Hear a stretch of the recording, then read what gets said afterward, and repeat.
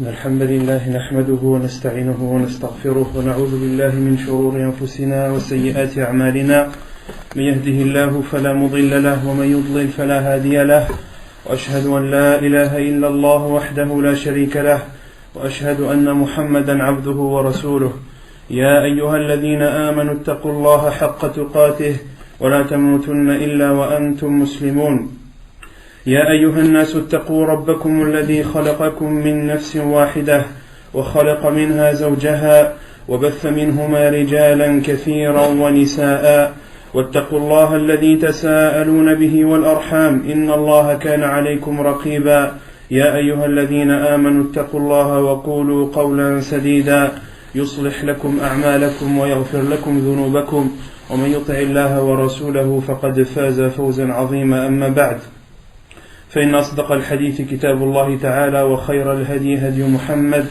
صلى الله عليه وسلم وشر الأمور محدثاتها وكل محدثة بدعة وكل بدعة ضلالة وكل ضلالة في النار وبعد.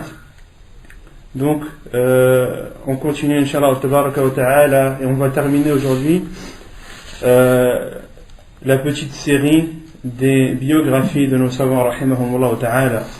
Donc la semaine prochaine, bi'idhnillah, on reprend notre lecture et notre explication du livre Al-Wajiz dans la jurisprudence.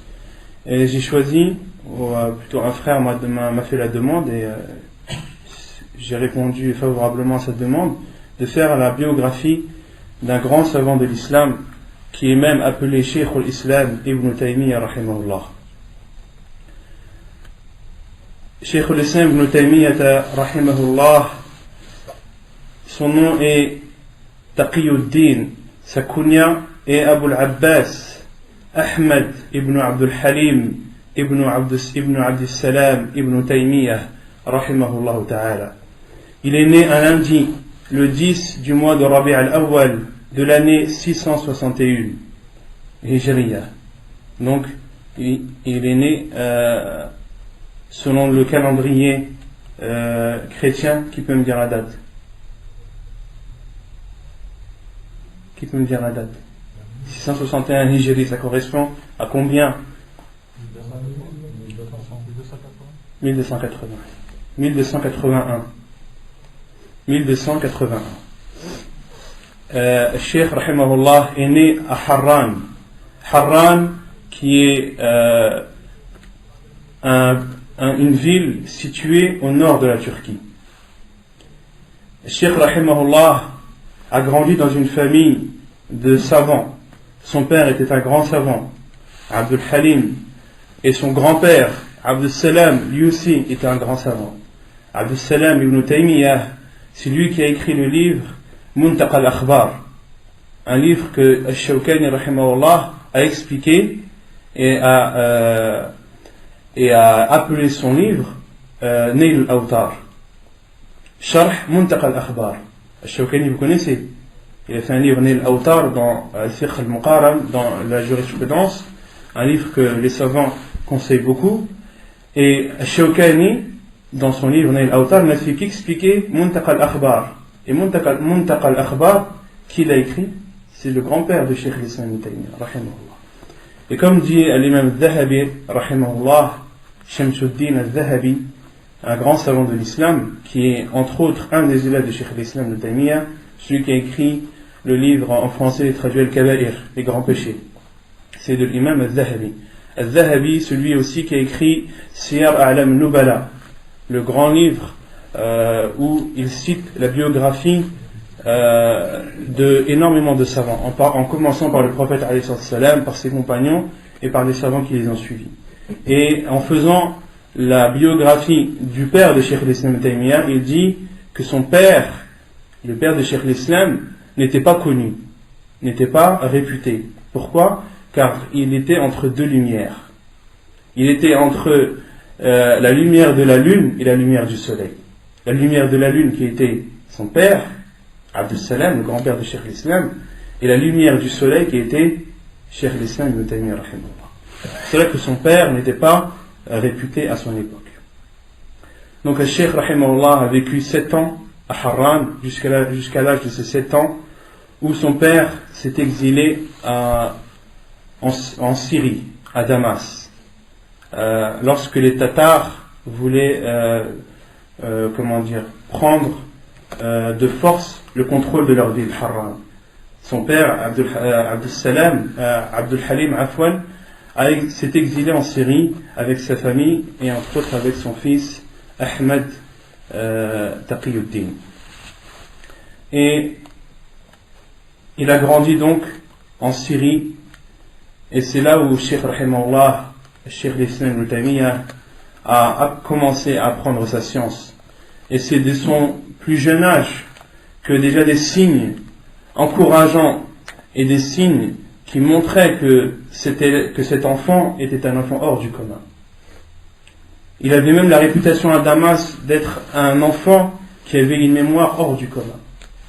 Un cheikh de Halab qui est une ville en Syrie, a entendu parler de cet enfant, Ibn Taymiyyah, et a décidé d'aller à sa rencontre. Et arrivé à l'endroit où Cheikh Rahimahullah apprenait, il a demandé à un des responsables: je veux parler à un enfant qui se prénomme Ahmed Ibn Taymiyyah.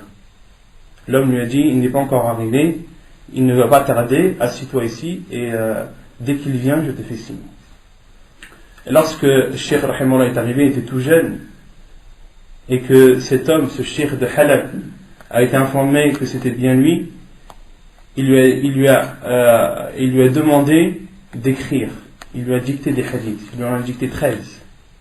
Il lui a dicté 13 hadiths. Et il a dit à Cheikh l'Islam: écris-moi ces hadiths, écris-les sur ta planche. Cheikh Rahimahullah les a écrits. Il lui a dit: efface-les. Il les a effacés. Récite-les-moi. Il lui a récité. Il lui a dit, il lui a encore donné 7 hadiths. Il lui a dicté 7 hadiths bis sanad, avec la chaîne de transmission. Il les a écrits. Le cheikh lui a dit: efface. Il a effacé. Redis-moi les hadiths. Il lui a récité les hadiths. Comme s'il les connaissait par cœur, comme s'il les avait lus et relus, appris et reappris. Rahimahullah ta'ala. Et ce cheikh de Halab a dit: si cet enfant vit longtemps, il sera une grande personnalité. Et c'est effectivement ce qui s'est passé.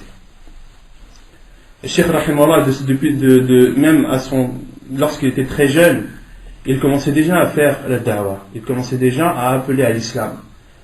Et dans sa route, entre chez lui et l'endroit où il apprenait, il y avait un juif qui le questionnait sur l'islam, etc. Et Cheikh Rahimahullah lui répondait. Et ce juif, la première fois que Cheikh lui a répondu, a vu que c'était un enfant hors du commun. Il a vu que cet enfant avait des paroles qu'il n'avait jamais entendues auparavant.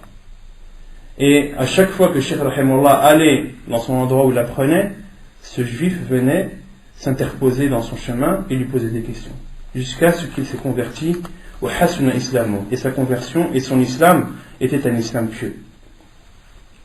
Cheikh Rahimahullah était connu depuis son plus jeune âge pour être actif dans l'apprentissage. Lorsqu'on le voyait soit en train de lire, soit devant un cheikh, soit en train d'apprendre et de réviser. Cheikh Rahimahullah, parmi les livres qu'il a étudiés plusieurs fois, non pas une fois mais plusieurs fois, il y a Musnad al-Imam Ahmed.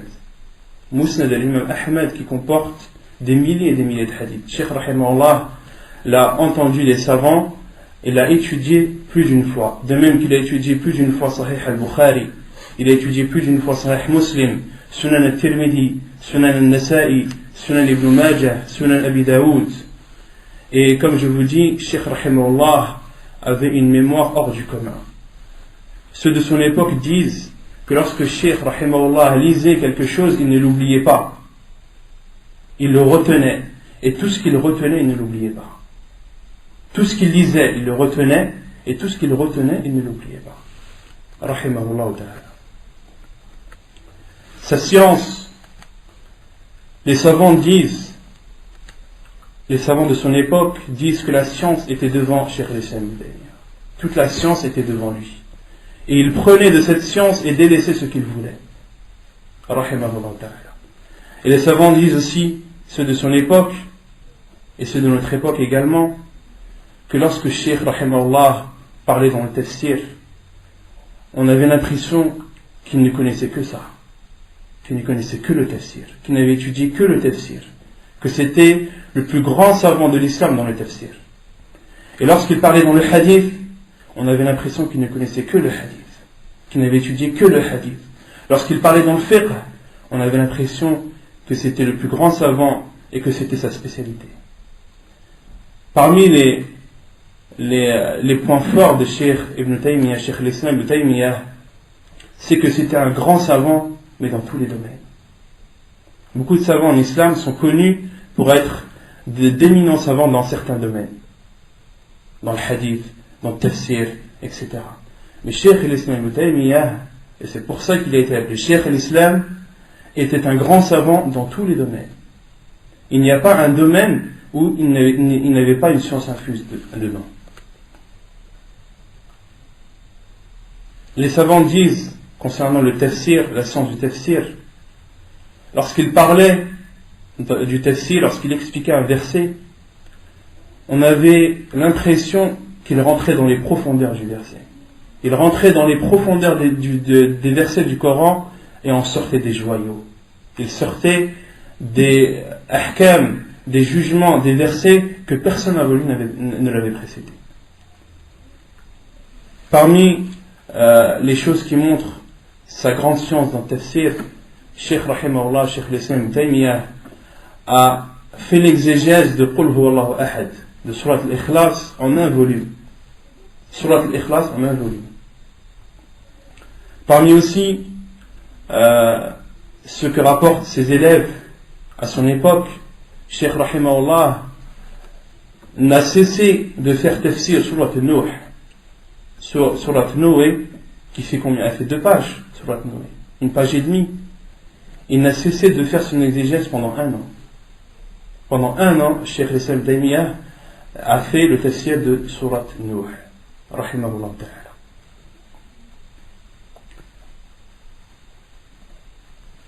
Al-Hafid ibn Kathir, vous connaissez tous Al-Hafid ibn Kathir, c'est un élève de Cheikh l'Islam Ibn Taymiyyah. C'est un des élèves de Cheikh l'Islam Ibn Taymiyyah rahimahullah. Al-Hafid ibn Kathir rapporte le premier cours que Cheikh rahimahullah, Cheikh l'Islam a donné. Il le cite dans un de ses livres. Il dit à l'époque, Cheikh l'Islam avait 22 ans. La première fois qu'il a donné son cours, et la première fois qu'on lui a cédé la chaise dans le Jami' Ibn Umayyah, dans la grande mosquée de Damas, qui était connue pour y contenir énormément de savants, et chaque savant avait sa chaise. Et Cheikh l'Islam Ibn Taymiyyah rahimahullah avait sa chaise à l'âge de 22 ans, la chaise de Mufti. Il s'assoit, il donne des cours, il répond aux questions des gens à 22 ans. Et il dit, Al-Hafid ibn Kathir rapporte et raconte plutôt ce premier cours. Et il dit, Cheikh rahimahullah, Cheikh l'Islam s'est assis sur la chaise et a fermé ses yeux. Hakada, Cheikh l'Islam Ibn Taymiyyah, tous les élèves qui rapportent, qui décrivent ces cours, ils disent que Cheikh rahimahullah, du début de son cours jusqu'à la fin, il fermait les yeux. Lorsqu'il parle, il ferme les yeux. Il a commencé, son premier cours était sur l'explication de Bismillahir Rahmanir Rahim, Al-Basmala. Il a expliqué Al-Basmala d'une façon auquel personne avant lui ne l'avait précédé. Il a sorti des fawaïd, comment dire fawaïd en français? Il a sorti les fruits d'Al-Basmala, des fruits dont on ne connaissait jamais l'existence. Rahimahullah ta'ala.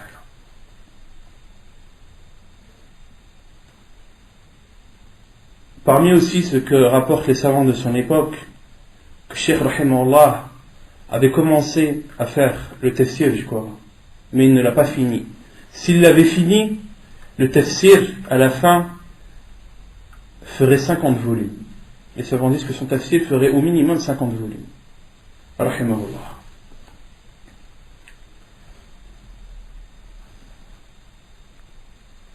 Ce qui montre aussi sa grande science dans le tafsir, Cheikh l'Islam rahimahullah rapporte de lui-même et dit: quelquefois je lis des tafsirs, je lis plus de 100 tafsirs sur un verset. sur un verset, je lis plus de 100 tafsirs. Donc, énormément d'avis différents. Et Cheikh Rahimahullah, Cheikh l'Islam dit, et je me dirigeais vers des mosquées abandonnées, je me prosternais, je mettais de la poussière dans mon visage, et je disais, Allahumma ya mu'allima Ibrahim allimni, wa ya mufahhima is-Sulayman fahimni. Ô celui qui a enseigné à Ibrahim alayhi salam, enseigne-moi. Ô celui qui a fait comprendre, qui a donné la compréhension à Sulayman, donne-moi la compréhension également. Rahimahullah ta'ala.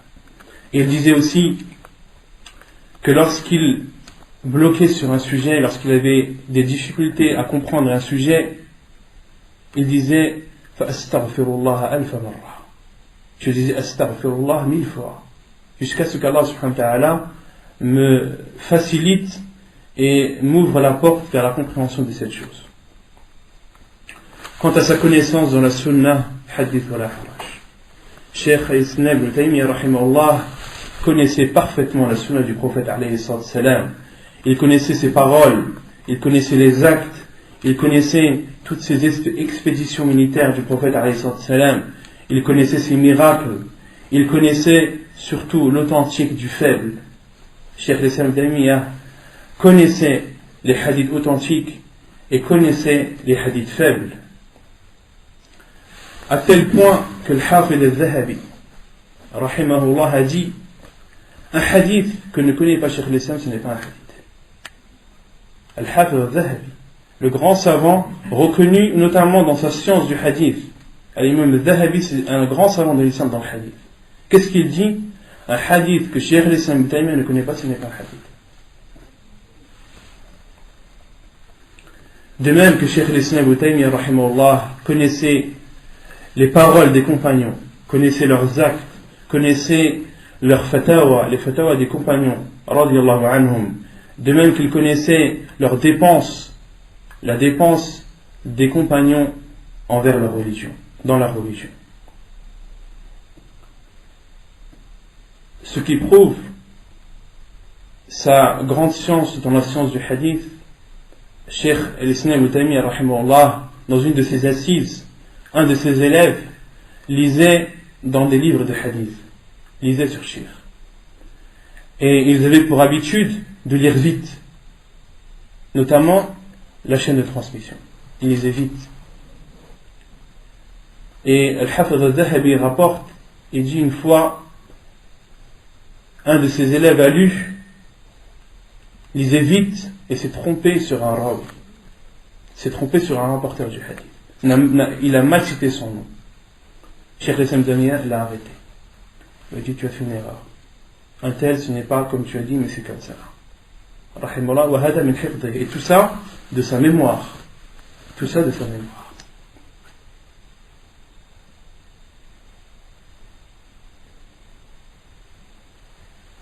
Parmi aussi ce qui prouve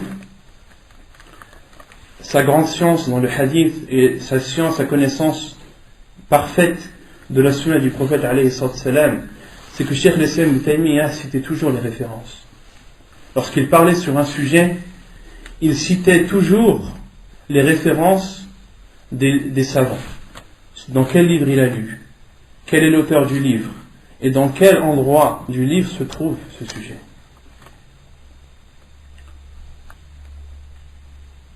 Et Al-Hafid ibn al-Qayyim al-Jawziyah, qui est aussi un des élèves de Cheikh l'Islam ibn Taymiyyah, vous connaissez Ibn al-Qayyim, il dit, ce qui nous montrait la science de Cheikh l'Islam ibn Taymiyyah rahimahullah, ce sont tous les livres qu'il a fait lorsqu'il était emprisonné, la première fois.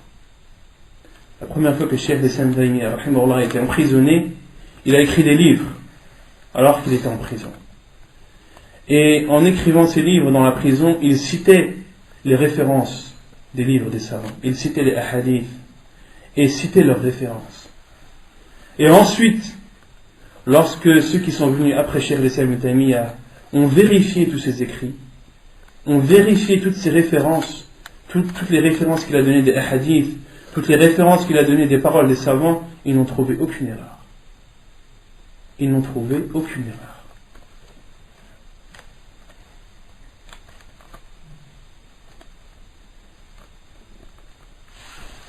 Parmi les livres que Cheikh l'Islam Ibn Taymiyyah rahimahullah a écrit en prison, il y a entre autres le livre As-Sarim al-Masloul ala Shatim al-Rasul. Et al-Haqiqa, les livres que Cheikh l'Islam Ibn Taymiyyah rahimahullah a écrit, tous ceux qui ont écrit dans le même domaine après lui ont puisé de ces livres. Tous ceux qui ont écrit après lui dans les domaines, dans les sujets que Cheikh rahimahullah a traités, ils n'ont fait que puiser dans les livres de Cheikh l'Islam Ibn Taymiyyah rahimahullah. De même que Cheikh l'Islam Ibn Taymiyyah rahimahullah connaissait parfaitement la divergence des savants. Il connaissait tous les avis des savants, il connaissait leurs preuves et prenait de tout cela la vérité. Lorsqu'il était questionné sur un sujet et qu'il répondait, ses élèves disent qu'on avait l'impression que toute la sunna du prophète alayhi salam, toutes les paroles et les avis des compagnons et des savants rahimahumullah étaient devant lui, bien ordonnés, bien structurés, et qu'il en prenait ce qu'il voulait. Il disait, lorsqu'on lui posait une question sur un sujet, il citait, et ça on voit beaucoup dans son livre, notamment Majmu' al-Fatawa, lorsque Cheikh Rahimah lui posait une question, il citait les avis des savants. Tel savant a dit cela, sa preuve, il a cité comme preuve tel hadith. L'autre savant a un autre avis qui diverge, sa preuve est telle preuve. Et wal-rajih, ou bien as-sahih, le plus juste dans tout cela, et il donne son avis et il donne les preuves. Et lorsque on lui posait une question, on avait l'impression que tout était structuré, qu'il connaissait tout, que toutes les paroles des savants, il en avait pris connaissance, les avait étudiées, avait son avis, avait sa preuve, et qu'il prenait de tout cela ce qu'il voulait et délaissait ce qu'il voulait. On sentait que Cheikh l'Islam rahimahullah maîtrisait tout cela d'une grande maîtrise. Quant à ses livres, les livres de Cheikh l'Islam Ibn Taymiyyah rahimahullah se comptent par centaines. Certains font 27 volumes, comme Majmu' al-Fatawa. Majmu' al-Fatawa, il fait plus de 27 volumes. Certains font 12 volumes, d'autres 9, d'autres 3. Quant à son livre qu'il a écrit, Dar'u Ta'arud al-Aql wa al-Naql, Ibn al-Qayyim, son élève, c'est un livre que Cheikh l'Islam Ibn Taymiyyah a écrit, où entre autres il a cité des règles. Parmi les règles qu'il a citées dans ce livre, dans l'introduction de ce livre, c'est que tout hadith, tout dalil, tout hadith du prophète alayhi salam, ou tout verset utilisé par les gens de l'innovation pour appuyer leur innovation, dans cette preuve même il y a une réponse contre eux. Et ça c'est une qaïda azima, et les savants l'utilisent beaucoup à notre époque. Cheikh Ibn al-Albani rahimahullah la cite beaucoup, Cheikh Ibn Taymiyyah, tous les savants de notre époque la citent beaucoup. Toutes les preuves du Coran ou de la Sunna citées par les gens de l'innovation pour appuyer leur innovation, Cheikh l'Islam Ibn Taymiyyah dit dans ce même verset, dans ce même hadith, il y a une preuve contre eux. Et ce livre, Dar'u Ta'arud al-Naql wa al-Aql, Ibn al-Qayyim rahimahullah a dit, personne n'a écrit un livre avant Cheikh l'Islam Ibn Taymiyyah, ni après lui meilleur que ce livre, sauf le livre d'Allah. Et à notre époque, Cheikh Ibn Taymiyyah rahimahullah dit, le meilleur livre que j'ai lu, que j'ai le plus apprécié et par lequel j'ai été le plus touché après le livre d'Allah, c'est le livre de Cheikh l'Islam Ibn Taymiyyah, Dar'u Ta'arud al-Aql wa al-Naql. Parmi ces livres aussi, il y a Iqtida as-Sirat al-Mustaqim. Il y a aussi, comme je vous ai dit, Tafsir Surat al-Ikhlas. Il y a As-Sarim al-Masloul ala Shatim al-Rasul. Et à la base, Cheikh l'Islam Ibn Taymiyyah rahimahullah a écrit ce livre car un chrétien avait insulté le prophète alayhi salam devant lui. Et Cheikh l'Islam Ibn Taymiyyah l'a frappé. Et a été emprisonné à cause de ça. Et en prison, qu'est-ce qu'il a écrit? Il a écrit le livre As-Sarim al-Masloul ala Shatim al-Rasul. Et dans ce livre-là, il a expliqué le sujet d'une précision ajiba. Il a expliqué tous les cas il a expliqué le jugement de celui qui insulte le prophète alayhi salam, de ce qui en découle, et de celui qui insulte Allah subhanahu wa ta'ala, et de tout ce qui en découle, en citant les versets, en citant les hadiths, en citant les paroles des savants, avec les références, tout ça en prison. Et personne après lui n'a écrit dans ce sujet, dans le fait d'insulter le prophète alayhi salam ou d'insulter Allah, personne après lui n'a écrit un livre meilleur que As-Sarim al-Nasir. Parmi aussi ces livres, Al-Furqan, Bayna Awliya al-Shaytan wa Awliya al-Rahman. Et ce livre-là, c'est le meilleur dans sa matière. Les savants disent, le meilleur livre dans ce domaine, c'est le livre de Cheikh al-Islam ibn Taymiyyah, où il cite la différence entre les partisans du diable et les partisans d'Allah subhanahu wa ta'ala. Et dedans, entre autres, il explique le fait que lorsque vous voyez une personne qui fait une chose extraordinaire, une chose hors du commun, ne le suivez pas jusqu'à ce que vous ayez soumis cette personne au Coran et à la Sunna.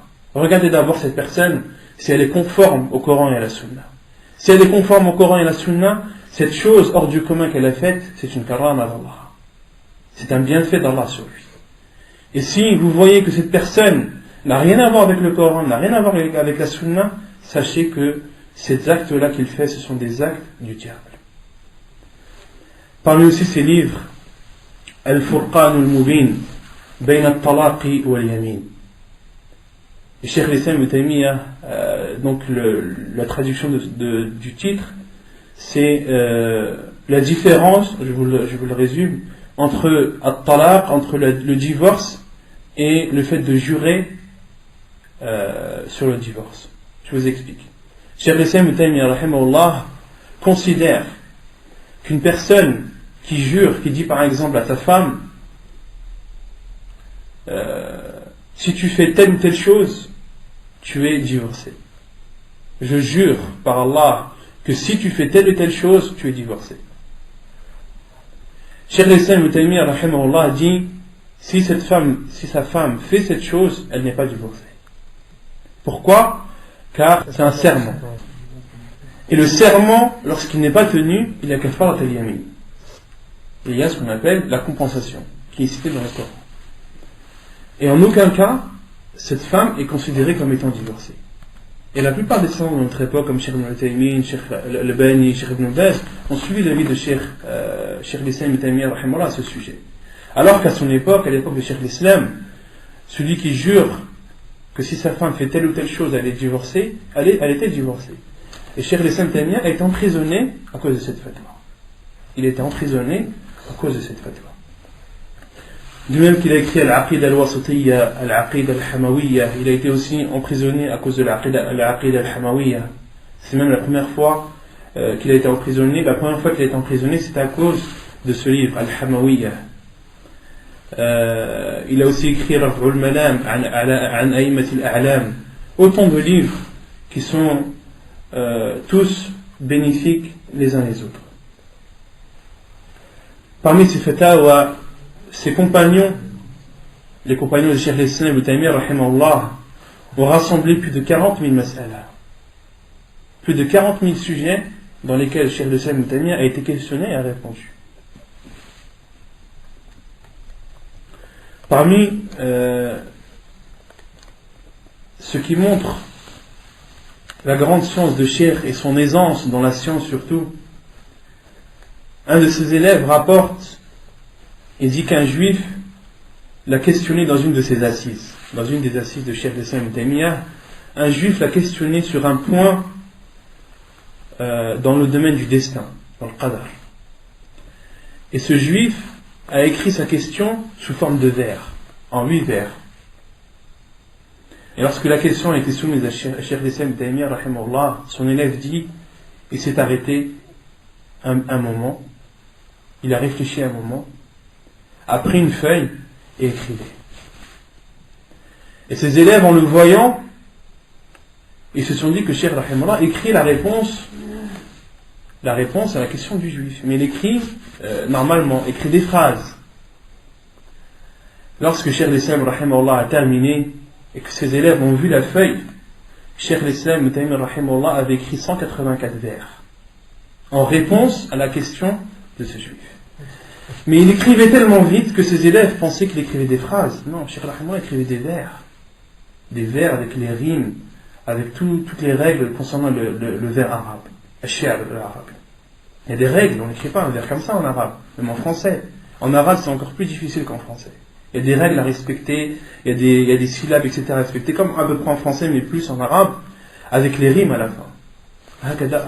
Avec une vitesse. Une vitesse, lorsque ses élèves l'ont vu, pensaient qu'il écrivait des phrases. Non, Cheikh Rahimahullah écrivait des vers. Il a répondu une question de 8 vers, il a répondu en 184 vers. Et Al-Hafidh al-Dhahabi dit, et ces vers, s'ils étaient expliqués, il faudrait 2 volumes pour les expliquer. C'est 184 vers. Il faudrait 2 volumes pour pouvoir les expliquer. Quant à ces cours, les cours de Cheikh l'Islam Ibn Taymiyyah rahimahullah, Al-Bazzar, Al-Imam Al-Bazzar, qui est un grand savant de l'islam, qui a un musnad, appelé musnad Al-Bazzar, qui a plutôt rassemblé des hadiths du prophète alayhi salam. Al-Bazzar, lui, était à la fois un professeur et l'élève de Cheikh l'Islam Ibn Taymiyyah. C'était son professeur dans le hadith, mais c'était son élève dans la aqidah. Al-Bazzar, rahimahullah, rapporte, lorsqu'il décrit le cours de Cheikh l'Islam Ibn Taymiyyah, comment le cours de Cheikh l'Islam Ibn Taymiyyah se passait. Il dit, donc je vous traduis à peu près ce que Cheikh Al-Bazzar, l'imam Al-Bazzar a dit: lorsque j'étais à Damas, je ne ratais jamais ses cours, les cours de Cheikh l'Islam Ibn Taymiyyah. Il s'asseyait après avoir prié 2 rak'at. Ensuite, il faisait le hamd, il disait Alhamdulillah, il faisait les éloges du prophète alayhi salatu wassalam. Puis il commençait son cours en fermant les yeux. Allah lui ouvrait alors les portes de la science. Il citait les versets, les hadiths, les paroles des savants, montrait l'authenticité et la faiblesse. Il apportait ses arguments, utilisait les vers arabes et tout coulait de source, du début du cours jusqu'à la fin. Il fermait les yeux. On avait l'impression qu'il était coupé du monde. Al-Bazzar disait, on avait l'impression que Cheikh l'Islam Ibn Taymiyyah n'était pas avec eux, il était ailleurs, il était dans un autre monde. Il n'hésitait jamais, ne s'arrêtait jamais, ne bloquait jamais. Il n'a jamais cité le nom du prophète alayhi salam sans l'avoir suivi du salut et de l'éloge. Par Allah, Al-Bazzar dit, Wallahi, par Allah, je n'ai jamais vu quelqu'un qui aimait, qui immensifiait et suivait le prophète alayhi salam plus que lui. Lorsque le hadith était authentique, il le mettait en pratique sans se préoccuper de ceux qui le contredisent, quelle que soit la personne.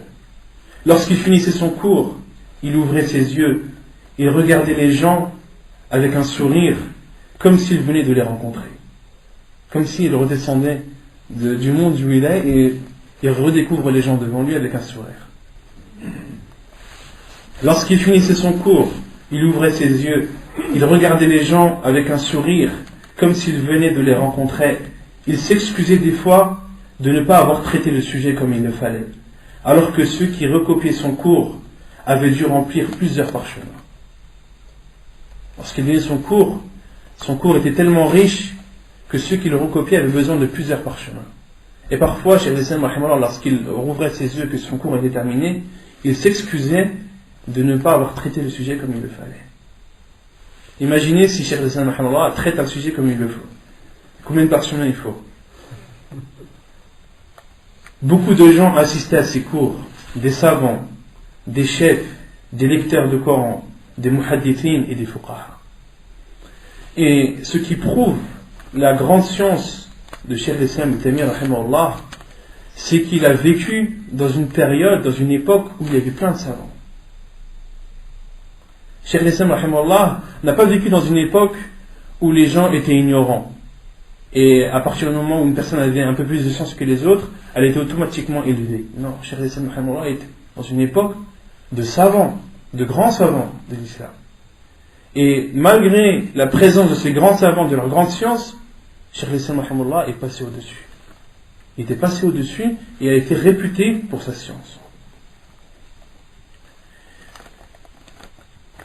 Al-Bazzar continue et dit: il fut questionné un jour sur le hadith du prophète alayhi salam, la'ana Allahu al-muhallil wal-muhallala lah. Le hadith qu'on avait déjà cité dans d'autres cours, où le prophète alayhi salam dit: la malédiction d'Allah est sur al-muhallil, sur celui. Donc al-muhallil, on avait dit que c'était une personne, donc pour résumer pour ceux qui ne connaissent pas, lorsqu'un homme divorce de sa femme 3 fois, il n'a plus le droit de se marier avec elle jusqu'à ce qu'elle se remarie, un mariage sincère, qu'elle divorce, consommé, sincère, consommé, qu'elle divorce. À partir de ce moment, son ancien mari, peut se remarier avec elle. Et certains détournent ce jugement de l'islam, et lorsqu'ils divorcent avec leur femme 3 fois, ils vont voir des personnes et leur proposent de se marier avec leur femme une journée, de divorcer pour que pour qu'il puisse se remarier avec sa femme. Et le prophète alayhi salam a dit: la'ana Allahu al-muhallila wal-muhallala. Le prophète alayhi salam a dit: la malédiction d'Allah est sur celui qui fait ce mariage et sur celui pour qui il a été fait. Et Al-Bazzar rahimahullah dit, lorsque Cheikh al-Islam rahimahullah a été questionné un jour sur ce hadith, il n'a cessé d'en parler et d'en tirer des jugements jusqu'à ce que ses paroles aient rempli un volume entier sur l'explication de ce hadith en une assise. Et Al-Bazzar dit, et souvent les assises de Cheikh al-Islam Taymiyya étaient comme ça. Il était questionné sur un sujet et ça prenait la totalité de l'assise. Il répondait, sa réponse prenait la totalité de l'assise.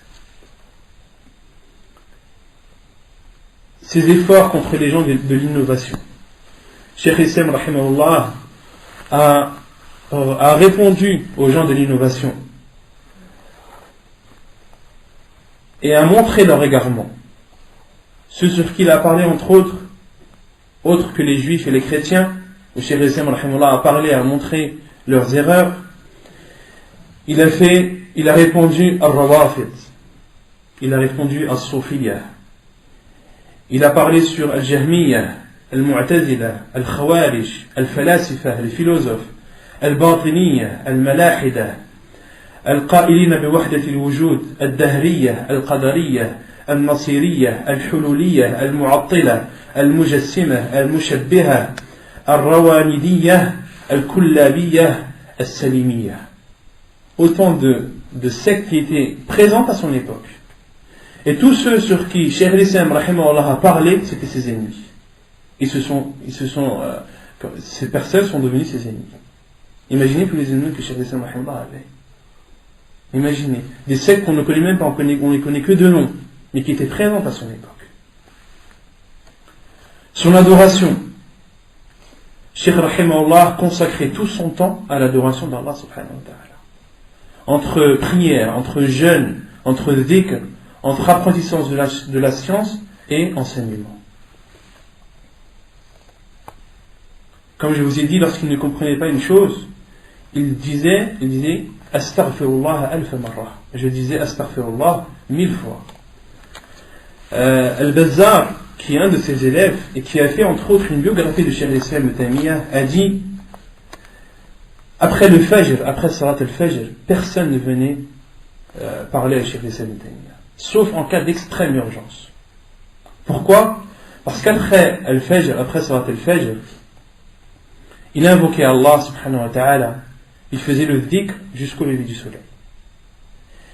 Et une fois, son élève Ibn al-Qayyim rahimahullah était assis à ses côtés, et lorsque Cheikh al-Islam Taymiyya a fini d'invoquer Allah et de faire le rappel, il a fait une confidence à Ibn al-Qayyim. Ibn al-Qayyim a dit: je suis le seul à qui Cheikh al-Islam a fait cette confidence. Il lui a dit: cette assise là après le Fajr, c'est de là que je puise ma force, et s'il n'y a pas cette assise, je n'ai plus de force. Si je n'ai pas cet assis, je n'ai plus de force.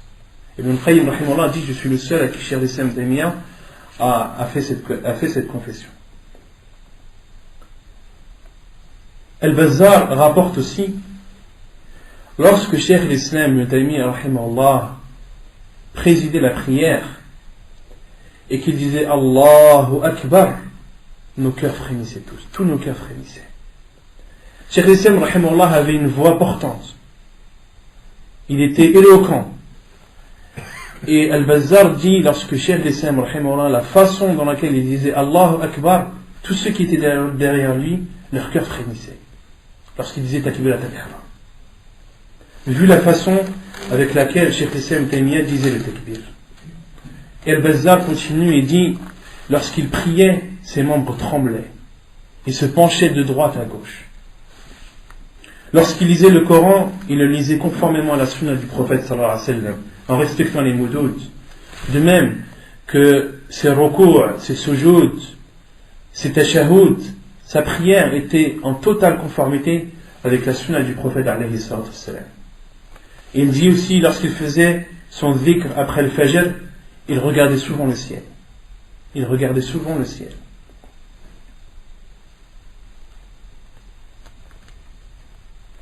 Et Al-Bazzar dit que lui aussi, il a pu s'asseoir à côté de Cheikh al-Islam Ibn Taymiyya lors d'une de ses assises après le Fajr, lorsqu'il restait après la prière du Fajr jusqu'au lever du soleil. Et Al-Bazzar dit, et j'ai pu écouter ce que Cheikh al-Islam Ibn Taymiyya a dit, et ce jour-là, il n'a cessé de répéter le Fatiha, du Fajr jusqu'au lever du soleil. Il n'a cessé de répéter Al-Fatiha, Surat Al-Fatiha. C'était la seule chose qu'il répétait.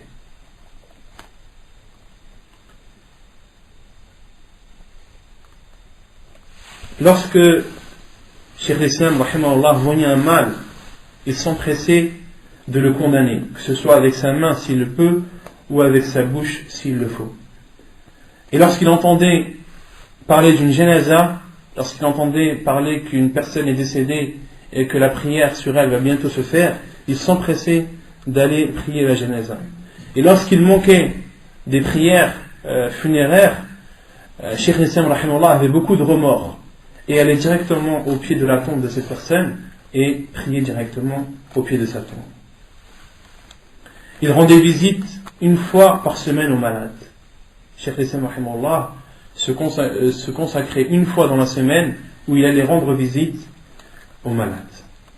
Son zuhd, le zuhd, comme je vous ai dit, on l'avait cité dans les cours précédents, la définition de zuhd, en français la traduction c'est l'ascétisme, c'est de délaisser dans cette vie d'ici-bas ce qui n'est pas profitable dans l'au-delà. C'est délaisser dans cette vie d'ici-bas des choses autorisées mais qui ne sont pas profitables dans l'au-delà. Cheikh rahimahullah n'attachait aucune importance à cette vie d'ici-bas, et ceci depuis son plus jeune âge.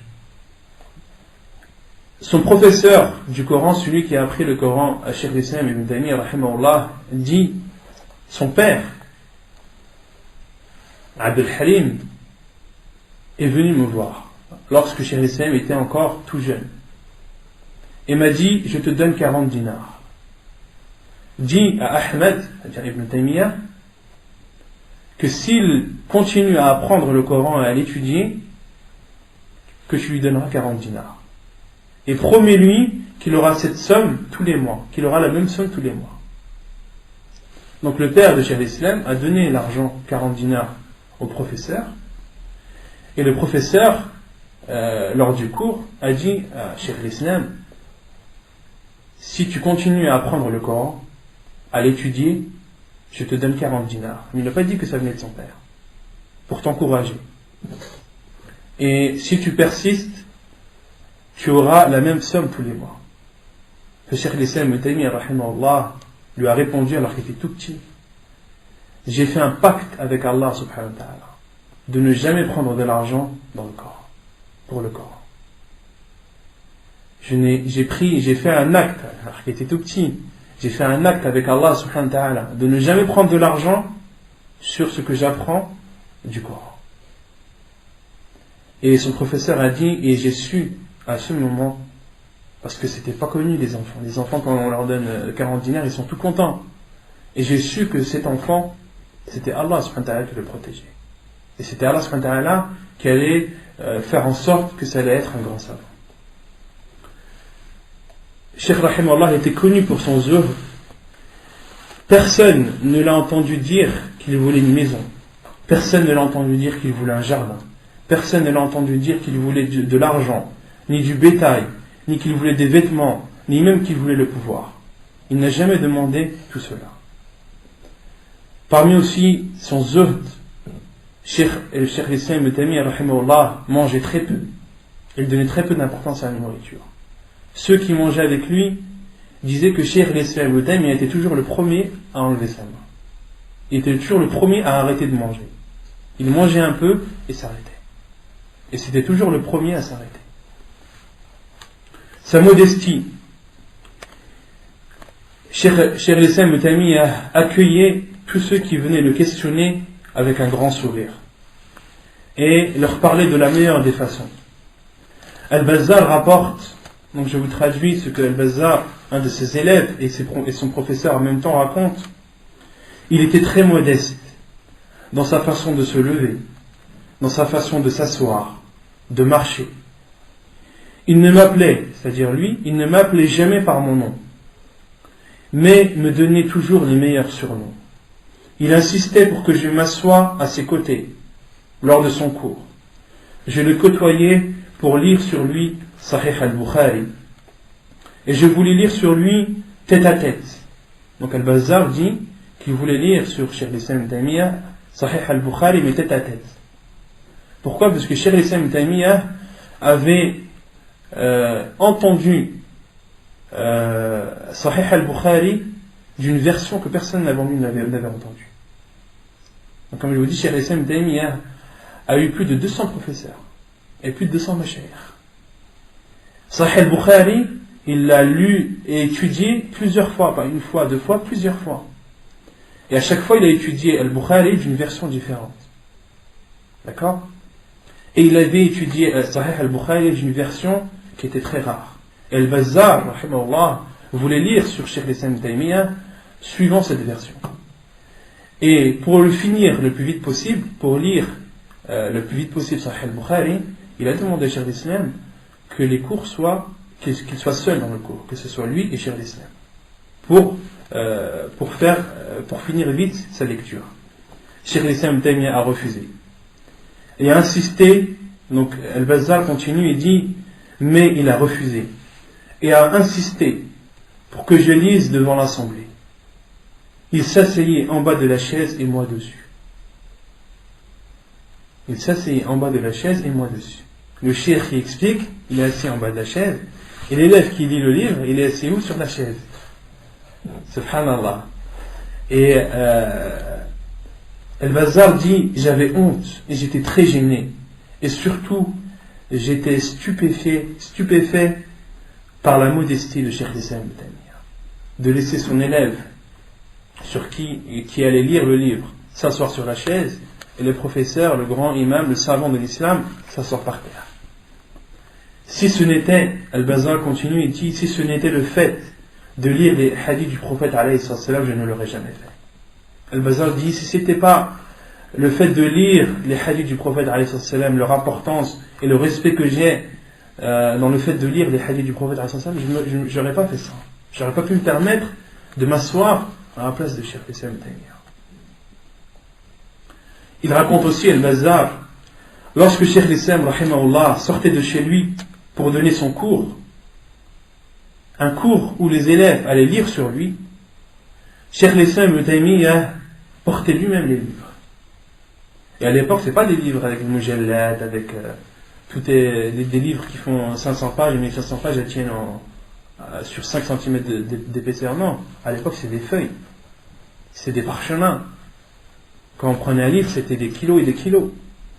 Et Al-Bazzar dit, Cheikh l'Islam Ibn Taymiyyah, c'était lui qui prenait les livres des élèves lorsqu'il sortait de chez lui pour aller à la mosquée donner son cours. Et Al-Bazzar dit, je me suis excusé auprès de Cheikh, de peur de manquer de respect sur le fait de le laisser porter les livres. Alors qu'à la base, ce sont les élèves qui prennent les livres. Le Cheikh, Il marche les mains vides normalement. Et il s'est excusé auprès de Cheikh l'Islam Taymiyya. Et Cheikh l'Islam Taymiyya a dit, ces livres-là, ils méritent que je les porte sur ma tête. Est-ce que je ne porte, n'est-ce pas la parole du prophète que je porte? Ce n'est pas la parole du prophète que je porte. Et Cheikh l'Islam Taymiyya portez les livres et refusez qu'on les porte. Refusez que quelqu'un d'autre que lui porte les livres. Rahimahullah ta'ala. Al-Bazzar dit, il ne demandait jamais rien, ni qu'on lui apporte à manger, quelles que soient les circonstances, ni qu'on lui apporte des vêtements de rechange. Un de ses frères, un des frères de Cheikh l'Islam Ibn Taymiyyah, rahimahullah, celui qui était à son service, dit que Cheikh l'Islam Ibn Taymiyyah était ainsi tout le temps. Le fait qu'il ne demande rien, c'était pas seulement devant les gens, même chez lui, il ne demandait pas. Lorsque ses vêtements étaient sales, Cheikh l'Islam Ibn Taymiyyah ne demandait pas qu'on lui change. C'était les gens de sa famille qui venaient lui demander et qui venaient lui soumettre le fait de changer les vêtements. Il dit, Cheikh, il faut que tu changes tes vêtements. Mais que Cheikh l'Islam Ibn Taymiyyah aille demander à sa famille, mes vêtements sont sales, il faut m'amener des vêtements de rechange, et il faut laver les deux. Et il faut laver les miens. Non, Cheikh l'Islam Ibn Taymiyyah ne demandait jamais. Et Al-Bazzar rapporte, en parlant du frère de Cheikh l'Islam Ibn Taymiyyah, lorsque son frère assistait au cours de Cheikh l'Islam, il ne bougeait pas comme si un oiseau était posé sur sa tête. Il le respectait et avait honte. Le frère de Cheikh l'Islam Ibn Taymiyyah, dans son assise, respectait Cheikh l'Islam Ibn Taymiyyah et avait honte de son frère. Il avait de la pudeur envers son frère. Et Al-Bazzar dit, or, ce qui est connu, c'est que la famille d'une personne n'a pas honte de celle-ci. Ce sont les étrangers qui ont honte d'une personne, pas les membres de sa famille. Ton frère, même si c'est le plus grand savant, ce sera ton frère, tu n'auras pas honte de lui. Et lorsque le frère de Cheikh l'Islam Ibn Taymiyyah, rahimahullah, donc Al-Bazzar a dit, et nous avons questionné le frère de Cheikh l'Islam Ibn Taymiyyah. Et lui ont dit, nous te voyons avec Cheikh comme un élève timide et trop respectueux. Dans l'assise, son frère, on avait l'impression que c'était un élève très timide et trop respectueux de Cheikh. Et son frère, le frère de Cheikh l'Islam Ibn Taymiyyah, a répondu, je vois des choses, j'ai vu des choses, je vois des choses que personne d'autre que moi, sauf Allah, voit, ce qui m'oblige à le respecter comme je le fais. Son frère a dit, je vois comment Cheikh est chez moi et à l'intérieur de sa maison, je vois des choses qu'il fait, des actes d'adoration, des comportements qu'il a, que personne d'autre que moi ne voit, sauf Allah. Et de voir ces choses-là, je ne peux que respecter et je ne peux que avoir honte de lui. Rahimahullah ta'ala. Et lorsque il était questionné sur ces choses, parce que les gens, lorsqu'ils entendent ça, la première question c'est quoi? C'est quoi ces choses? Dis-nous, qu'est-ce qu'il fait? On a envie de savoir. Il refusait de répondre. Pourquoi? Car il savait que Cheikh l'Islam Ibn Taymiyyah avait horreur qu'on dise aux gens ces choses-là. Il ne fallait pas que ces choses sortent de chez lui. Ces actes que fait, ce comportement que Cheikh l'Islam avait, il ne voulait en aucun cas que ça sorte de chez lui. Il ne voulait pas que cela sorte de chez lui, et il voulait que cela reste entre lui et Allah subhanahu wa ta'ala. Et son frère ne pouvait pas le cacher devant son frère parce qu'ils vivaient ensemble dans la même maison. Sa générosité, il donnait aux nécessiteux et aidait les gens autant qu'il le pouvait. Lorsque Cheikh l'Islam Ibn Taymiyyah ne trouvait rien à donner, il donnait certains de ses vêtements. Une fois, il a donné un vêtement qu'il portait sur lui-même à une personne nécessiteuse, et Cheikh rahimahullah lui a donné et s'est excusé de ne pas avoir autre chose. Subhanallah. Un nécessiteux lui demande, Cheikh l'Islam Ibn Taymiyyah n'a rien à lui donner sauf ce qu'il porte, il lui donne une partie de ses vêtements et s'excuse de ne pas avoir autre chose. Rahimahullah ta'ala. Un homme est venu dans une de ses assises et Cheikh l'Islam Ibn Taymiyyah l'a vu et a vu que cet homme avait besoin d'une imama, avait besoin d'un turban. Il a enlevé sa turban, Cheikh l'Islam Ibn Taymiyyah a enlevé sa turban, l'a coupé en deux, a donné la moitié à cet homme, et l'autre moitié, on a refait un autre turban et l'a mis sur sa tête. Rahimahullah ta'ala. Il ne refusait jamais lorsque quelqu'un lui demandait un livre. Un homme est venu lui demander un livre, Cheikh l'Islam Taimi, il a dit prends celui que tu veux. Et cet homme avait pris un mushaf qui avait une grande valeur à l'époque. Et l'homme l'a pris. Et après le départ de cet homme, ceux qui étaient avec Cheikh rahimahullah lui ont fait le reproche. On dit Cheikh, tu n'aurais pas dû lui dire ça. Il dit je ne peux pas refuser à quelqu'un qui me demande un livre de science. Et Cheikh rahimahullah faisait des reproches à ses élèves lorsqu'on leur demandait des livres et qu'ils ne les donnaient pas. Il dit la science, on ne doit pas la priver. La science, on ne doit pas la priver. Quant à sa patience, Cheikh rahimahullah a été emprisonné énormément de fois et pendant de longues années. Parmi sa phrase la plus connue des gens, la plus réputée, une des phrases que Cheikh l'Islam rahimahullah a dit et qui est connue de quasiment tout le monde. Lorsque Cheikh l'Islam Taimi, comme je vous ai dit, il parlait sur les gens de l'innovation, montrait leur égarement, et entre autres les soufis avaient des relations avec les sultans, avec les personnes haut placées de la Syrie, et allaient dire des calomnies sur Cheikh l'Islam Taimi afin de le faire emprisonner. Et Cheikh l'Islam Taimi rahimahullah a dit à son élève Ibn al-Qayyim, ماذا يفعل أعدائي بي? Qu'est-ce que mes ennemis vont faire de moi? Jannati wa bustani fi sadri.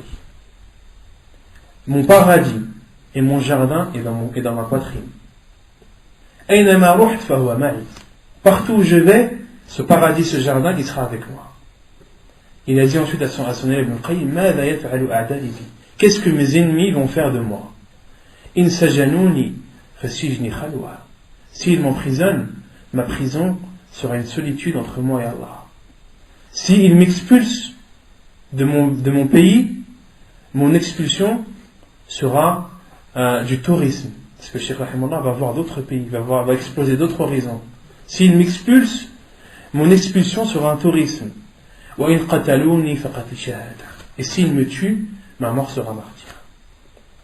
Et cette phrase de Cheikh l'Islam Taymiyya, elle veut tout dire. Elle montre la grande patience de ce grand savant et que le bonheur qu'il a, c'est dans la science, dans son apprentissage et dans l'adoration d'Allah subhanahu wa ta'ala. Et il a dit aussi parmi ces paroles qui sont connues, il a dit en parlant de la prison de Qal'a, la prison qui est à Damas, celle où il est mort, entre autres, elle est encore présente, on peut encore voir l'endroit où Cheikh l'Islam Taymiyya était emprisonné à notre époque. Il a dit, si je devais donner l'équivalent de cette prison en or,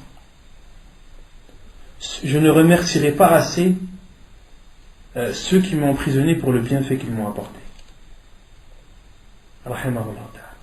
Si je devais donner toute cette prison en or, l'équivalent de cette prison en or, pour récompenser les personnes qui m'ont emprisonné, cette somme ne suffirait pas. Car le bonheur qu'ils m'ont apporté, le bien qu'ils m'ont fait, est plus grand et plus immense. Rahimahullah ta'ala.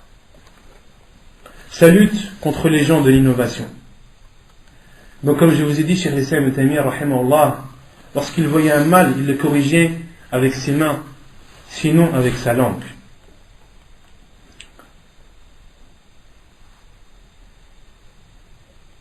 Il a lutté et a répandu et a montré l'égarement d'une secte à son époque qui était appelée Al-Fada'ihiyya. Et cette secte, les gens de cette secte, qu'est-ce qu'ils faisaient? Ils faisaient des choses hors du commun. Ils prenaient une épée, se la plantaient dans le ventre et la ressortaient. Ils rentraient dans le feu, en ressortaient, sans qu'ils n'éprouvent aucune souffrance. Et cette secte était présente à l'époque de Cheikh l'Islam Ibn Taymiyya rahimahullah ta'ala. Et comme je vous ai dit, les savants disent qu'une personne qui fait une chose hors du commun, il ne faut pas le suivre à premier abord, mais d'abord de voir si cette personne, ce qu'elle fait est conforme à la sunna du prophète est conforme au Coran et à la sunna du prophète.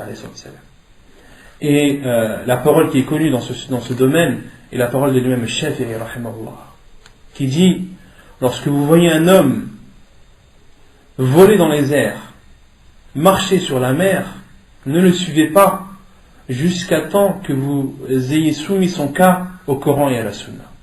Ça, c'est une règle en islam. Lorsque vous voyez une personne qui vole dans les airs, qui marche sur la mer, et qui vous dit que c'est un saint, qui fait partie des proches d'Allah subhanahu wa ta'ala, et qui vous prouve le fait qu'il est saint en faisant ces choses-là, en volant dans les airs et en marchant sur la mer, ne le suivez pas. Regardez d'abord si son comportement, si cette personne, ses faits et gestes sont conformes à la sunna du prophète alayhi salam. Et Cheikh l'Islam Ibn Taymiyyah a dénoncé les actes de cette secte al-Fada'ikhiyya et a démontré qu'ils travaillent avec des djinns, ce qui explique qu'ils ne ressentent aucune souffrance. Et Cheikh l'Islam Ibn Taymiyyah a demandé à les rencontrer, a demandé à faire une assise avec eux en présence du gouverneur de Damas. Et lorsque tout le monde était présent à l'assemblée, Cheikh l'Islam Ibn Taymiyyah rahimahullah a parlé au gouverneur et lui a dit que ces personnes, elles travaillent avec des djinns, ce qui explique le fait qu'elles ne ressentent rien dans ce qu'elles font.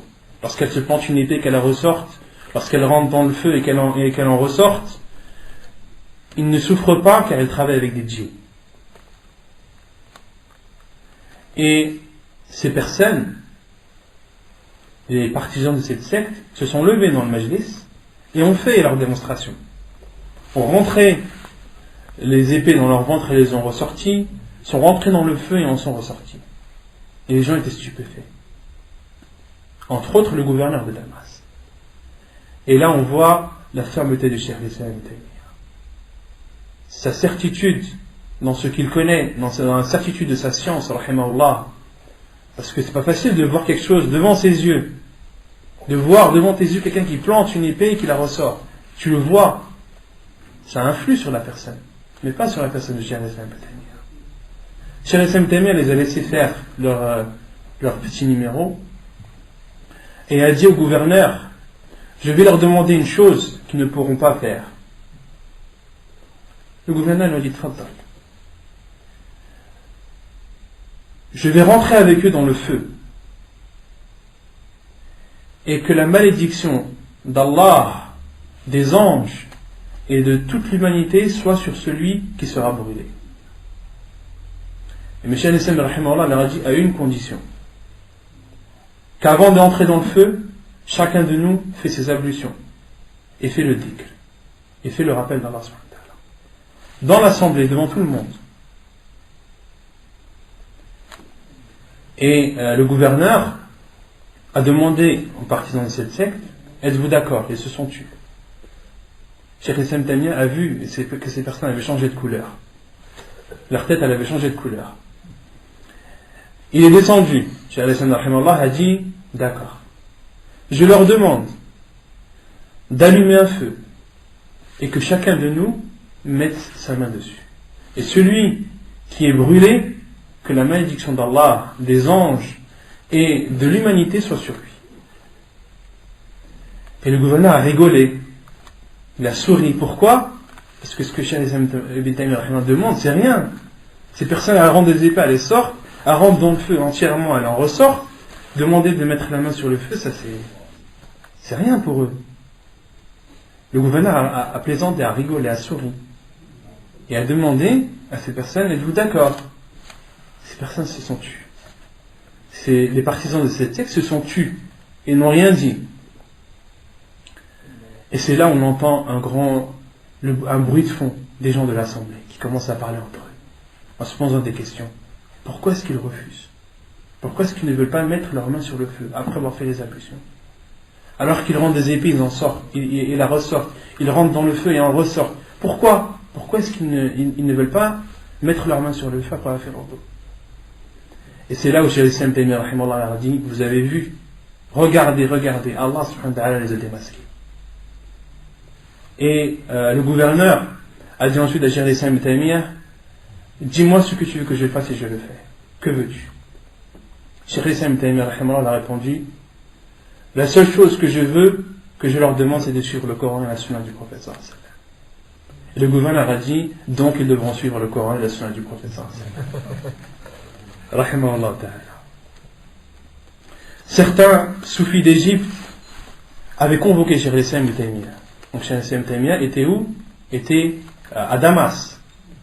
Et des gens de l'innovation qui étaient en Égypte l'ont convoqué pour faire un débat avec lui dans une assemblée.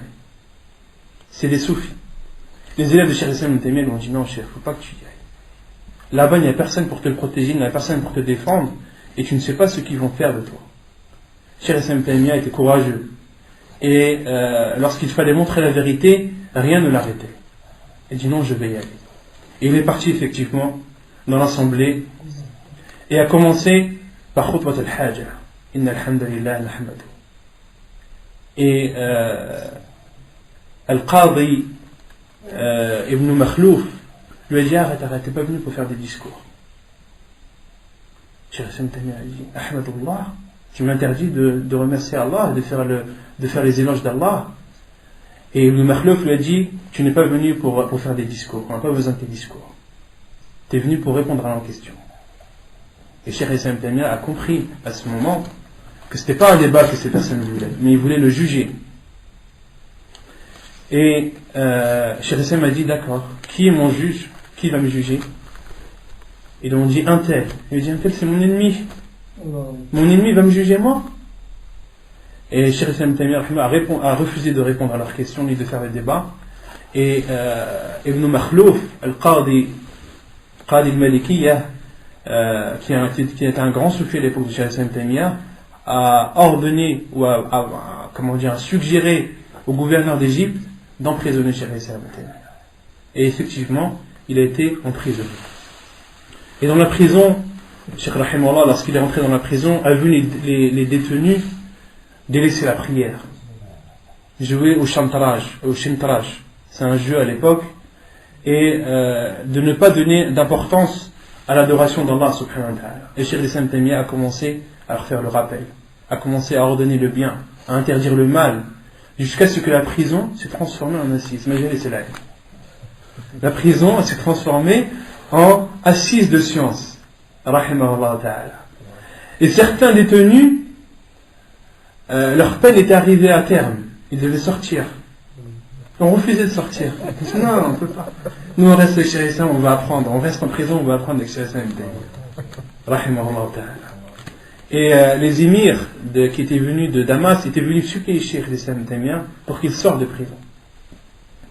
Et ils l'ont supplié. Cheikh Rahimahullah est sorti, a continué à enseigner, à donner ses cours, toujours en Égypte. Et Cheikh Islam Taymiyya ne se retenait pas, ne pouvait pas se retenir de parler sur les gens de l'innovation, de montrer leur égarement. Pourquoi? Nusha lil umma, pour conseiller la communauté, pour ne pas que les musulmans tombent dans l'égarement de ces personnes. C'est normal. Un savant qui a une science comme celle de Cheikh Islam Taymiyya, lorsqu'il voit un mal, lorsqu'il voit un égarement, c'est son devoir de le montrer, de montrer l'égarement et de mettre en garde les musulmans contre ces personnes. Et Cheikh Islam rahimahullah a été emprisonné encore une seconde fois. Et lorsque Cheikh Islam rahimahullah était en prison, les gens lui jetaient des questions de l'extérieur, dans des bouts de feuilles. Cheikh rahimahullah était dans sa cellule et des bouts de feuilles tombaient de temps en temps. Et il ouvre, il voit des questions. Et il répondait à ces questions. Et renvoyait la feuille. Et quand vous lisez Majmou' al-Fatawa de Cheikh Islam Taymiyya rahimahullah, vous voyez que des fois dans ses réponses, il dit, parce que son livre Majmou' al-Fatawa, c'est un rassemblement de toutes ces fatwas. Et entre autres, des fatwas que Cheikh a fait dans ces petites feuilles qu'il écrivait. Et vous voyez, quand vous lisez des fois le Majmou' al-Fatawa, vous voyez que Cheikh Rahimahullah dit je ne peux pas en dire plus vu l'endroit où je suis. Ou des fois il dit je peux dire la réponse, je ne peux pas en donner plus de détails quant à la question que tu as donnée, car il n'y a plus de place dans la feuille. Dans le fatwa, vous voyez ça. Cheikh Rahimahullah était en prison et lorsque ses ennemis ont appris ça, que les gens lui posaient des questions via ces petites feuilles, ils ont privé Cheikh de tout stylo, de toute feuille, de toute chose. Et Cheikh Rahimahullah, qu'est-ce qu'il faisait? Il continuait encore à écrire, mais avec du charbon. Il prenait du charbon et écrivait sur la feuille à l'aide de ce charbon. Et lorsque Al-Malik Nasser d'Égypte a pris le pouvoir en Égypte, il s'est empressé de faire sortir Cheikh al-Islam ibn Taymiyyah rahimahullah de prison. Et il lui a demandé: qu'est-ce que tu veux que je fasse de tes ennemis? Cheikh rahimahullah était oppressé, il a été emprisonné à cause des soufis entre autres. Et lorsque le pouvoir a changé, que c'est le Malik Nasser qui a pris le pouvoir et qu'il s'est empressé de sortir Cheikh al-Islam ibn Taymiyyah de prison, il a demandé à Cheikh al-Islam: qu'est-ce que tu veux que je fasse de tes ennemis, de ceux qui t'ont oppressé et qui ont été la cause de ton emprisonnement? Cheikh rahimahullah a dit: quant à l'oppression qu'ils ont fait sur moi, je leur pardonne. Et par contre, s'ils ont oppressé Allah et son envoyé, Allah subhanahu wa ta'ala se débarrassera de lui. Et Ibn Makhlouf, justement celui qui avait dit à Cheikh al-Islam Taymiyyah: tais-toi, t'es pas venu ici pour faire un discours, mais t'es venu pour répondre aux questions, a dit: je n'ai jamais vu comme Cheikh al-Islam Taymiyyah. On a fait tout notre possible pour l'éliminer, pour lui faire le plus de mal possible, sans jamais arriver à notre fin. Quant à lui, il avait le pouvoir de nous éliminer et il ne l'a pas fait. Il était étonné du comportement de Cheikh al-Islam. Donc je vais terminer par la mort de Cheikh al-Islam Taymiyyah rahimahullah. Il est mort dans la prison de Al-Qal'a à Damas en an 728. Lorsque les gens ont appris le décès de Cheikh rahimahullah, tous les commerces ont été fermés à Damas. Tous les commerces sont fermés et toute activité a cessé. Les émirs, les sultans, les savants, les hommes, les femmes, les vieillards, tous sont sortis. Tous sont sortis pour assister à la janaza de Cheikh al-Islam ibn Taymiyyah. Tout le monde est sorti sauf 3 qui étaient connus pour leur hostilité envers Cheikh al-Islam ibn Taymiyyah rahimahullah. Mais pourquoi est-ce qu'ils ne sont pas sortis? Est-ce qu'ils ne sont pas sortis pour ne pas prier sur Cheikh? Non. Ils ne sont pas sortis de peur que les gens les lapident. De peur que les gens les lapident parce qu'ils étaient connus à Damas pour leur hostilité envers Cheikh al-Islam ibn Taymiyyah. Ils avaient peur de se retrouver devant une grande foule et qu'une personne les reconnaisse et les frappe en connaissant l'hostilité qu'ils avaient pour Cheikh al-Islam ibn Taymiyyah. Et lorsqu'il a été lavé et sorti, les gens ont influé pour essayer de l'atteindre. Il a été emmené avec beaucoup de mal dans Al-Jami' ibn Umayyah, donc la grande mosquée de Damas, où au début les gens pensaient que la mosquée allait contenir tout le monde. Mais non, beaucoup de gens étaient encore dehors. C'est son frère, le frère de Cheikh al-Islam ibn Taymiyyah rahimahullah, qui a prié sur lui. Puis Cheikh al-Islam rahimahullah a été emmené dans une grande place à Damas. Pourquoi? Parce que la mosquée ne suffisait plus. Et beaucoup de gens n'avaient pas prié sur lui. Donc il l'a emmené dans une grande place, la place était pleine de monde.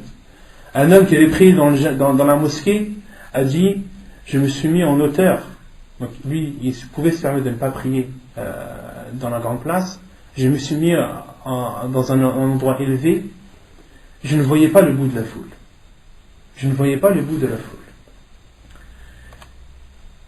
Et Al-Bazzar dit que les personnes qui étaient présentes à la janaza de Cheikh al-Islam ibn Taymiyyah rahimahullah étaient estimées au minimum à 500 000 personnes. 500 000 personnes qui étaient estimées qui ont assisté plutôt à la janaza de Cheikh al-Islam ibn Taymiyyah rahimahullah. Sans parler des gens qui venaient de loin et qui faisaient la file au niveau de la tombe de Cheikh al-Islam ibn Taymiyyah pour prier. Parce que ceux qui ne prient pas, qui n'ont pas prié sur un mort, la sunna du prophète est d'aller sur la tombe de cette personne, au pied de sa tombe, et de prier. D'accord? Donc tous les gens qui étaient venus de loin, qui n'avaient pas pu prier sur Cheikh al-Islam Ibn Taymiyyah, sont partis directement à sa tombe. Et ça faisait une grande file. Et les gens faisaient la file pour prier sur Cheikh al-Islam Ibn Taymiyyah. Et ça nous rappelle la parole de l'imam Ahmed rahimahullah, qui dit, en parlant aux gens de l'innovation, Baynana wa baynakum yawm al-jana'iz. Entre nous et vous, le jour des funérailles. Le jour des funérailles des grands savants de l'islam, Aïmat al-Sunnah, lorsqu'un grand savant de l'islam meurt, son convoi funéraire, ses funérailles sont toujours accompagnés de milliers et de milliers de personnes. Rahimallahu Cheikh al-Islam Ibn Taymiyyah, wa sallallahu wa sallam wa baraka ala nabina Muhammad wa ala alihi wa sahbihi ajma'in wa akhiru da'wana alhamdulillahi rabbil alamin.